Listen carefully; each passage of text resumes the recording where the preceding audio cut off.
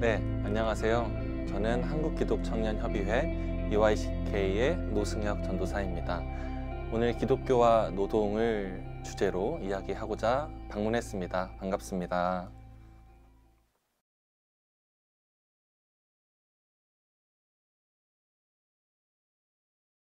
(10년) 정도 전에 신학교 2학년쯤에 였는데요.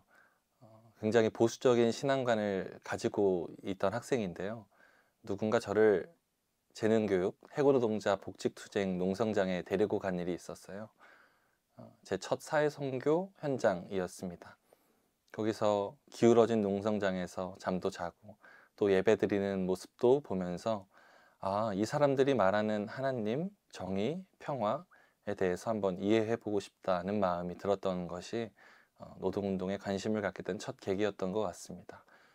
그 이후로는 본격적으로는 우연한 계기에 노동조합 권리찾기 유니온에서 활동하게 되면서 한 3, 4년 정도 열심히 했던 것 같습니다.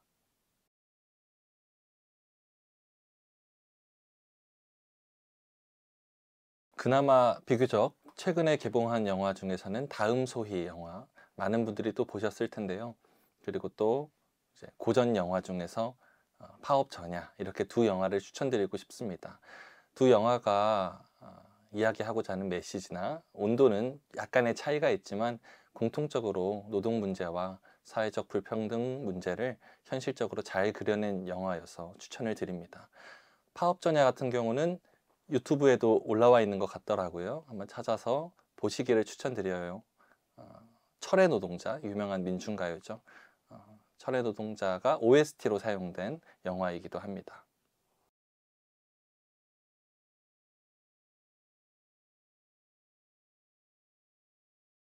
전태일 3법에 대해 들어보셨죠?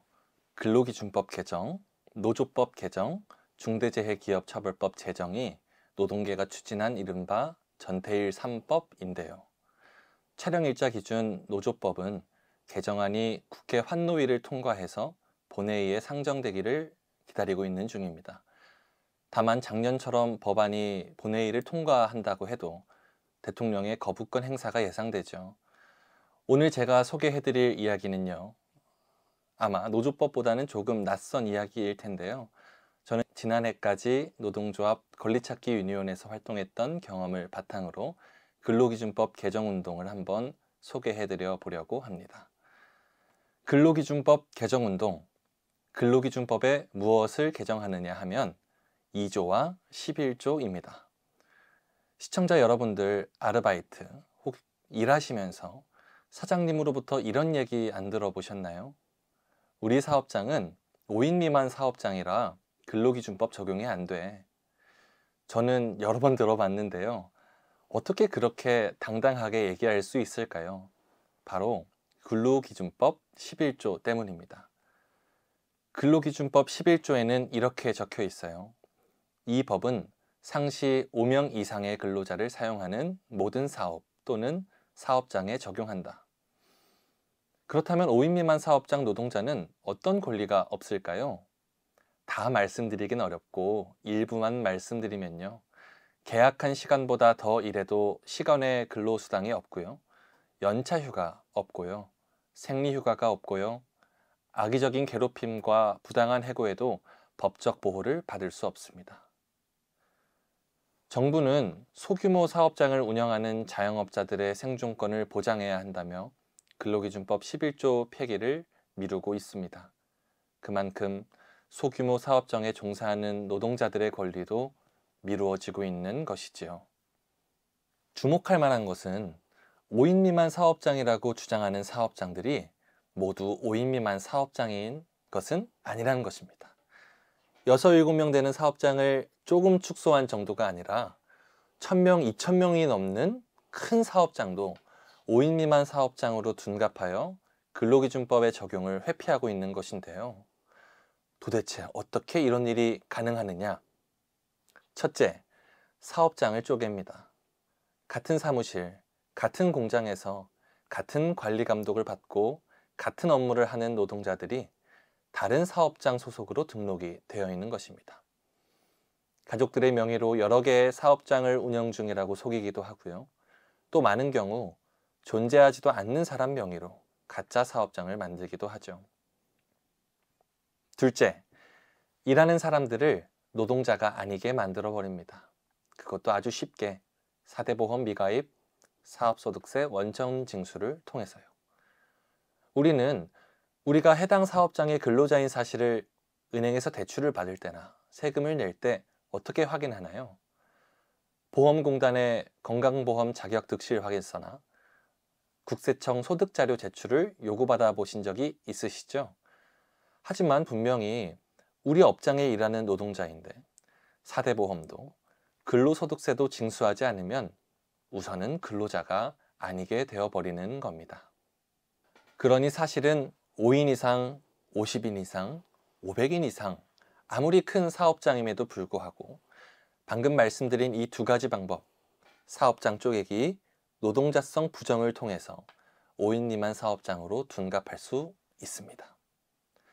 그래서 근로기준법 11조 5인 미만 사업장 노동자에게 이 법을 적용하지 않는다는 조항은 취약한 노동자들을 더욱 취약한 상황에 놓이게 할 뿐 아니라 실효성이 없고 위법, 불법, 편법을 부추기는 법이죠. 또 3.3이라는 세무대리 서비스가 있습니다. 3.3%는 소득세 중에서도 사업소득세의 납부 비율이죠. 여러 포털 사이트와 SNS 광고에서 이 3.3 광고를 찾아보실 수 있어요. 어제도 홈페이지에 들어가 보았습니다. 이렇게 쓰여 있더라고요. 3.3 가입 고객 2천만 명 돌파.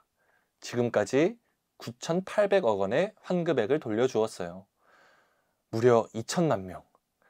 처음 이 광고를 볼 때만 해도 300만 명 가입, 700억 환급을 광고했습니다만 몇 년 새 몸집이 무척 커졌습니다.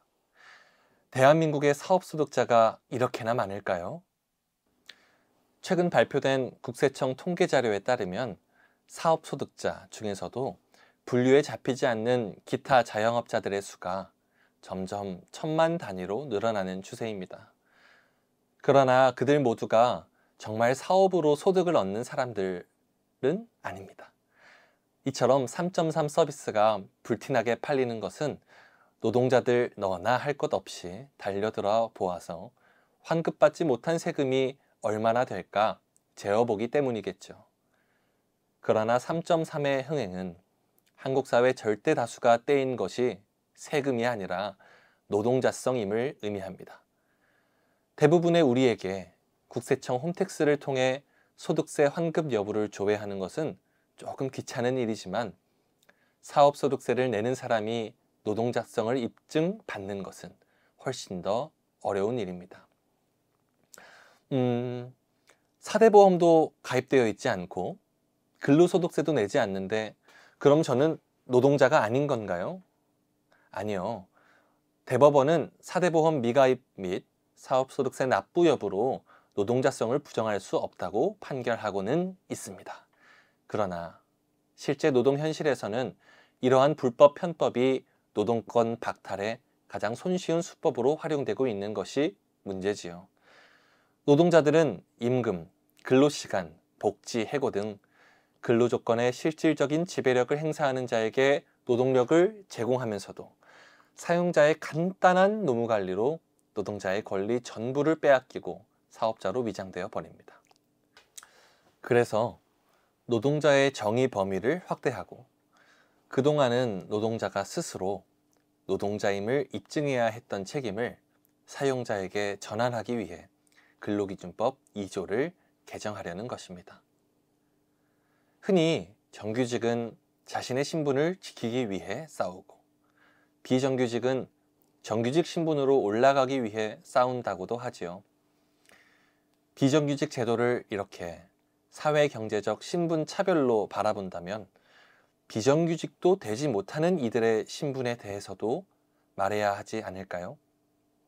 노동 조건이 가장 취약한 이들은 자신의 신분을 바꾸기 위해 싸우는 것조차 힘든 사람들입니다. 이들의 존재에 대해 말하는 것은 가장 위험한 상황으로 내몰리는 사람들에 대해 우리가 응답하기 시작한다는 것이겠고요.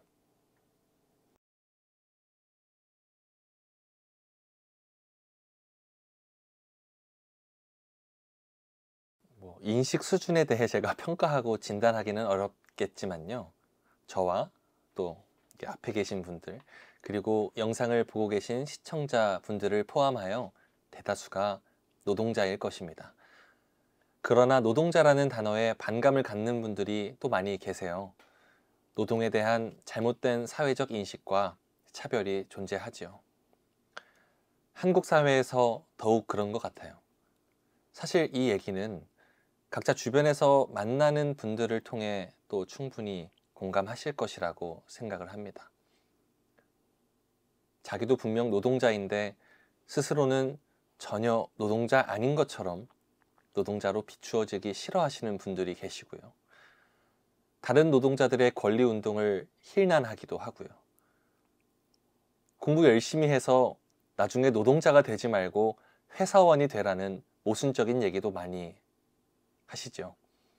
회사원도 노동자인데, 말씀하시는 당신도 노동자인데 말입니다. 교회는 어떨까요?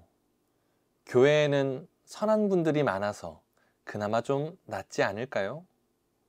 그럴 수도 있겠으나, 또 교회에 따라서 다르겠으나, 교회는 존재를 지워버리는 방식으로 혐오하고 차별한다는 것, 우리에게 참 익숙한 일이지 않나요?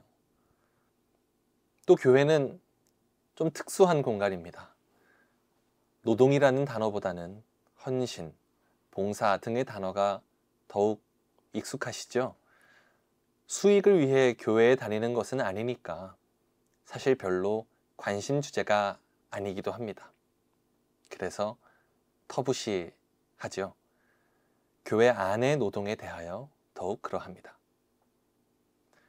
하지만 교회와 사회 모두에 노동자로 불리기 싫고 노동을 주제로 삼고 싶지 않아 하는 경향이 분명히 있으나, 반대로 노동자로 호명되기를 간절히 바라는 사람이 교회나 사회에 많이 있다는 사실을 잊어서는 안 될 것입니다. 대부분이 노동자로 불리기 싫어한다는 인식 또한 노동 현실에 대한 잘못된 이해라고 볼 수 있죠. 어제는 대법원이 모빌리티 플랫폼 타다 기사의 노동자성을 인정했습니다. 플랫폼 종사자의 노동자성과 플랫폼 기업의 사용자성을 인정한 첫 확정 판결입니다. 현실을 부정해서라도 노동자로 불리기 싫어하는 세태가 있고, 내 안에도 그런 편견이 있더라도 노동자로 인정될 때에 기뻐하는 자리에 더 많은 사람들과 함께하는 것, 그것이 내 안에서 먼저 이루어져야 하는 올바른 인식 전환이라고 생각합니다.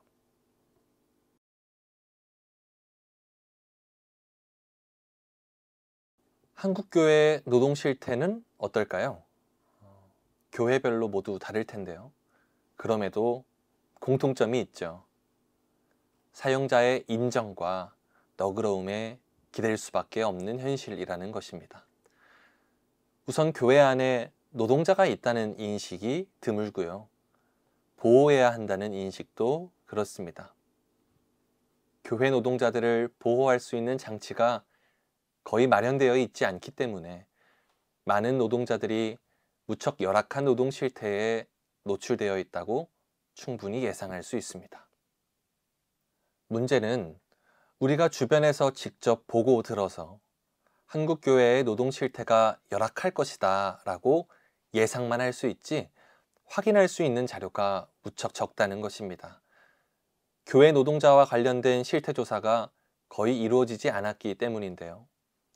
담임 목사님보다는 부담임 목사님, 부담임 목사님보다는 정도사, 강도사, 이런 목회자들보다는 비목회자들, 사무, 행정, 경비, 운송 등의 업무에 종사하는 간사님, 집사님, 권사님 등 직원들의 노동 실태에 대한 조사가 없다시피 하고, 실제 노동 환경도 매우 열악할 것이라고 충분히 예상할 수 있습니다.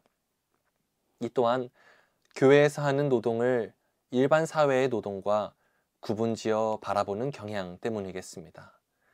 이에 관련된 자세한 얘기는 다음 편 2편에서 더 자세히 해보도록 하겠습니다.